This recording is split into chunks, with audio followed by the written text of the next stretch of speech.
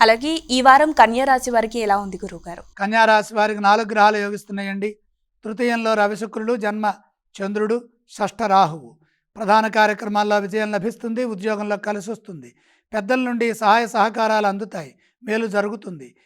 ఎవరి ప్రలోభాలకు లొంగకుండా మీరు ముందుగా నిర్ణయించుకున్న విధంగానే మీ పనులను పూర్తి చేయండి. ఎట్టి పరిస్థితుల్లో పనులను మధ్యలో వాయిదా వేయవద్దు. కాలాతిక్రమణ జరగకుండా సకాలంలో కృషి చేస్తూ ఉండండి. ఫలితం బ్రహ్మాండంగా ఉంటుంది. ఒత్తిడికి గురి చేసేవారు ఉంటారు. సమయస్ఫూర్తిని ప్రదర్శించండి. మీ నుండి తోటివారికి కొంత మేలు జరుగుతుంది. ప్రోత్సాహకరంగా ఉంటుంది. కీర్తి ప్రతిష్టలను సంపాదిస్తారు. అదేవిధంగా ధనాదాయ మార్గాలు మేలు చేస్తాయి. భవిష్యత్ అవసరాలను దృష్టిలో పెట్టుకుని బాధ్యతాయుతంగా కృషిని కొనసాగించండి. తద్వారా శ్రేయోదాయకమైన లాభాలు ఆర్థికంగా కలుగుతాయి. పెట్టుబడుల విషయంలో 1-2 సార్లు ఆలోచించండి. ఆవేశానికి గురి కావద్దు. తొందరపడవద్దు.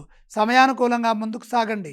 ఎంత సాధన చేస్తే అంత ప్రతిఫలం ఉంటుందని గమనించండి. ఈ రాశివారు ఏ స్తోత్రం పఠిస్తే బాగుంటుంది?